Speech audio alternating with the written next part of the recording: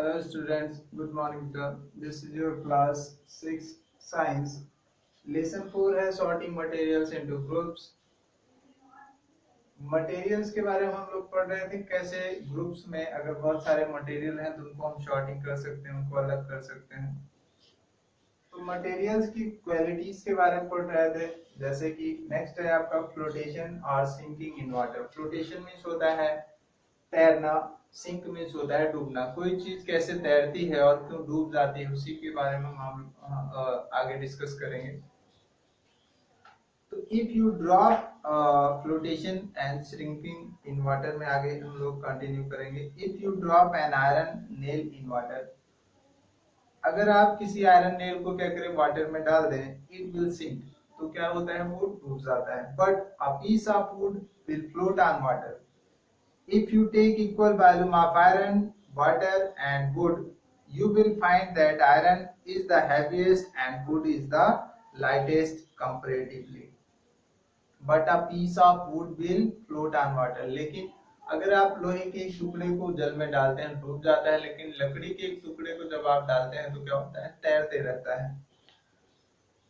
If you take equal volume of iron, अगर एक ही volume का एक आयतन का समान आयतन का आप क्या लें आयरन लें, मीन्स लोहे का टुकड़ा लें, वाटर एंड वुड पानी और क्या लें लकड़ी, you will find that iron is the heaviest. तब आप देखेंगे कि आयरन जो है वो बहुत ज्यादा हैवी है। मतलब समान वॉल्यूम का अगर आप लें, मान लीजिए इतना, आप क्या करते हैं आयरन का टुकड़ा उतना ही लेता है, उतना जो है पानी लेते हैं, उतना जो है वुड लेते हैं, लकड़ी लेते हैं। तो उसमें आप पाएंगे आयरन जो है लोहा जो है वो सबसे ज्यादा हैवी है and would is the lightest comparatively, और सबसे हल्का क्या होगा लकड़ी होगा। The mass of a substance per unit volume is called its density. The mass of a substance, किसी पदार्थ का जो मास होता है पर यूनिट वॉल्यूम वो क्या कहलाता है डेंसिटी कहलाता है, उसका घनत्व कहलाता है। A substance which is denser then water, कोई पदार्थ जो पानी से ज्यादा घना है जैसे कि iron aluminium, will sink in water, वो क्या होगा पानी में डूब जाएगा। मींस पानी में वो सारी चीजें डूब जाएंगी जो कैसी होंगी ज्यादा घनी होंगी। किससे पानी से, पानी से जो चीजें ज्यादा घनी है वो क्या होंगी पानी में डूब जाएंगी। A substance which is less denser then water, और वो पदार्थ जो पानी से कम घना है जैसे वुड हो गया कॉटन हो गया, विल फ्लोट ऑन वाटर, ये पानी पर क्या होते हैं तैरते रहते हैं। नेक्स्ट बेटा है ट्रांसपेरेंसी। नेक्स्ट क्या है, नेक्स्ट है ट्रांसपेरेंसी। ट्रांसपेरेंसी मतलब पारदर्शिता। किसी ऑब्जेक्ट को अगर मान लीजिए ये एसपीएम है, एक होती है बेटा सेमी परमेबल मेम्ब्रेन, इसमें क्या होता है ये ट्रांसपेरेंट होती है, इससे आपको इस तरफ से इस तरफ आपको क्या होगा दिखाई देगा। तो ये ऑब्जेक्ट कैसा है पारदर्शी है, मतलब ट्रांसपेरेंट है। अगर किसी ऑब्जेक्ट से इस तरफ से आपको दूसरी तरफ अगर नहीं दिखता है तो ये कैसा है ये ट्रांसपेरेंट नहीं है। ये कैसा है ट्रांसपेरेंट नहीं है। तो जिस ऑब्जेक्ट से आपको दूसरी तरफ दिखाई दे वो कैसा ट्रांसपेरेंट ऑब्जेक्ट होगा। तो क्या पढ़ेंगे इसी के बारे में। इफ अ सब्सटेंस और मटेरियल इज ट्रांसपेरेंट, अगर कोई पदार्थ ट्रांसपेरेंट है, you can see through them, उसके आर पार आप देख सकते हैं। We can see through a substance only when light can pass through it, किसी भी पदार्थ के दूसरी तरफ हम तभी देख सकते हैं जब इससे क्या होगी लाइट पास हो जाएगी। अगर लाइट इससे पास नहीं हो पा रही दूसरे साइड तो उस पदार्थ से हम दूसरी तरफ देख नहीं सकते हैं, वो पदार्थ ट्रांसपेरेंट नहीं होगा। Therefore, material on this basis can be classified into three groups. इसके आधार पर मटेरियल्स को पदार्थ को हम तीन ग्रुप में बांटेंगे, transparent, translucent and opaque object. तो ट्रांसपेरेंट सब्सटेंस क्या है, transparent substances are the substances through which we can see clearly and light can pass through them easily, such as window span, water and water.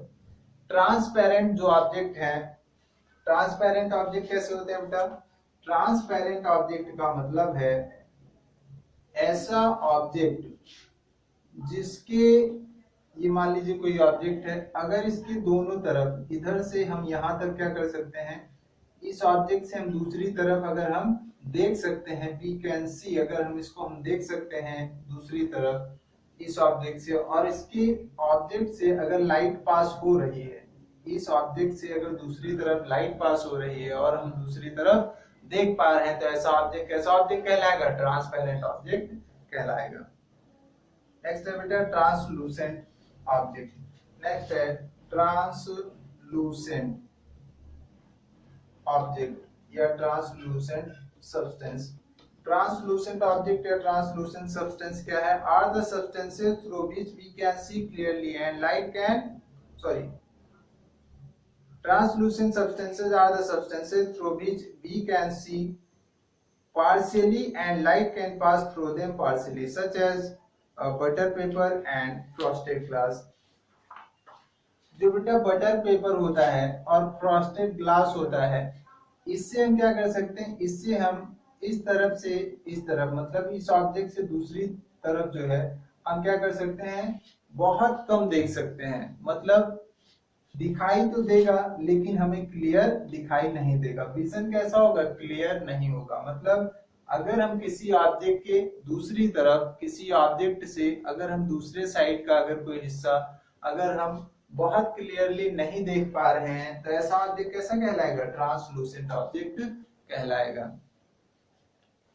Next है बेटा opaque objects या opaque substances. Opaque substances are the substances through which we cannot see and light cannot pass through them, such as wall and book. जैसे book है, इसके हम उस तरफ दूसरी तरफ हम नहीं देख सकते हैं, तो ऐसा ऑब्जेक्ट जिसके दूसरी तरफ आप कुछ भी देख नहीं सकते हैं, लाइट इससे पास नहीं हो सकती दूसरी तरफ, ऐसे ऑब्जेक्ट को हम क्या कहते हैं? ओपेक ऑब्जेक्ट कहते हैं। समझ गए बेटा? नेक्स्ट है आपका कंडक्शन ऑफ हीट। हीट का कंडक्शन कैसे होता है? हीट का ट्रांसफर कैसे होता है? इसी को हम लोग जो है कंटिन्यू करेंगे। Conduction of heat. All cooking utensil, जितने भी भोजन पकाने के बर्तन हैं, केतली, pressure cooker etcetera, are made up of metals, ये सभी मेटल के बने होते हैं, but their handles are made up of either wood, इनके जो हैंडल है, पकड़ने वाला हैंडल, या तो लकड़ी का बना होगा या फिर हार्ड प्लास्टिक का बना होगा। Why are the handles of these things made up of wood और हार्ड प्लास्टिक, इनके हैंडल लकड़ी के या हार्ड प्लास्टिक के क्यों बनाए जाते हैं?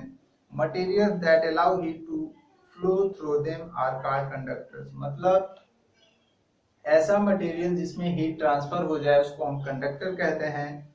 Whereas those that do not allow heat to flow through them are called insulator, और ऐसा ऑब्जेक्ट जिसमें हीट का ट्रांसफर ना हो, जैसे ये लकड़ी का टुकड़ा है, अगर इसको हम हीट दें, या ये प्लास्टिक का टुकड़ा है, इसको अगर हम हीट दें तो इसमें हीट का ट्रांसफर नहीं होगा, तो ऐसे ऑब्जेक्ट कैसे कहलाते हैं? इंसुलेटर। और अगर इसमें हीट ट्रांसफर हो जाए तो ये कैसा होगा? ये कंडक्टर होगा। तो जो प्लास्टिक और लकड़ी है, ये दोनों कैसे हैं? ये बैड कंडक्टर होते हैं हीट के, इसमें हीट ट्रांसफर नहीं होती है।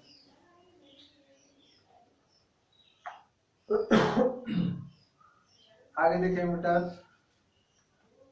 Generally metals are conductors of heat, साधारणतया जो मेटल होते हैं हीट के कंडक्टर होते हैं। Whereas non metal like wood, plastic, glass, bamboo, air and paper are insulator of heat. Heat के इंसुलेटर कौन कौन से हैं? लकड़ी हो गया, प्लास्टिक हो गया, ग्लास हो गया, बम्बू मींस बांस हो गया, एयर हवा हो गई, पेपर हो गया, ये सब हीट के इंसुलेटर्स हैं।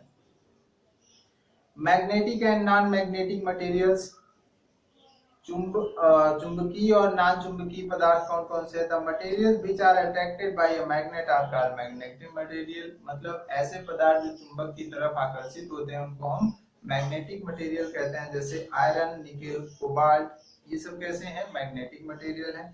The material which are not attracted by a magnet are called non magnetic material, ऐसे मटेरियल जो मैग्नेट की तरफ अट्रैक्ट नहीं होते हैं, ऐसे मटेरियल को हम नॉन मैग्नेटिक मटेरियल कहते हैं।